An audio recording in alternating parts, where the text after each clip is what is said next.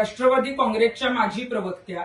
आणि राष्ट्रवादी काँग्रेसच्या पदाधिकारी रुपाली पाटील ठोंबरे या वारंवार महाराष्ट्रातील वेगवेगळ्या विषयांवर जे आहे ते कुठलाही अभ्यास न करता बोलत असतात आणि म्हणूनच माझ्यावर जे काही आर्थिक तडजोडीचे गंभीर असत्य बिनबुडाचे आरोप त्यांनी अशोक खरात बाबतीत केले, त्या बाबतीत सुनेत्रा पवार ज्या त्यांच्या पक्षाच्या राष्ट्रीय अध्यक्ष आहेत त्यांना आम्ही लेखी तक्रार दिलेली आहे की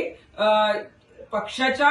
जे कुठलं पद या रुपाली पाटील ठोंबरे यांच्याकडे आहे त्याच्यावरनं त्यांची हकालपट्टी करा, कारण कुठल्याही विषयी बोलताना वस्तुनिष्ठ परिस्थिती न बघता कुठले असत्य गंभीर